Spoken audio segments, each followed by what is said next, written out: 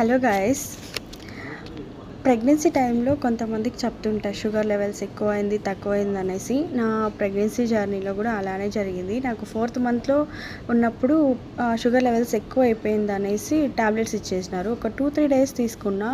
నాకు ఎక్కువ తల తిరిగేటట్టు, అసలు పడిపోతానేమో నిల్చుకుంటే అలా ఉండింది. సరే అనేసి ఇంకొకసారి చెక్ చేసుకుంటామని వెళ్తే షుగర్ లెవెల్స్ నార్మల్ ఉంది, టాబ్లెట్స్ ఆపేయండి అన్నారు. సరే అనేసి అప్పుడు ఆపేసినాం. మళ్ళీ డెలివరీ అయిన సెకండ్ డే చెప్పినారు షుగర్ లెవెల్స్ ఎక్కువ ఉంది, మళ్ళీ టాబ్లెట్స్ తీసుకోవాలి అనేసి. సరే నేను మళ్ళీ 2 డేస్ 2 డేస్ వెళ్ళింది తీసుకున్నాను. తీసుకుంటేనే నాకు ఎక్కువ స్వెట్టింగ్ ఆ టాబ్లెట్స్ వేసుకుంటేనే స్వెట్టింగ్ వచ్చేసేది, ప్లస్ ఎక్కువ తల తిరిగేది, కళ్ళు అసలు పడిపోతామేమో అనిపించేది, అలా ఉండేది. మళ్ళీ చెక్ చేస్తే మళ్ళీ షుగర్ లెవెల్స్ నార్మల్ అన్నారు.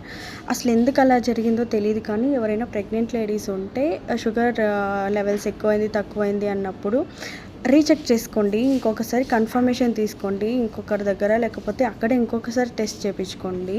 బిఫోర్ ఫుడ్ ఆఫ్టర్ ఫుడ్ అలా ఉంటుంది కదా, చెక్ చేయించుకోండి.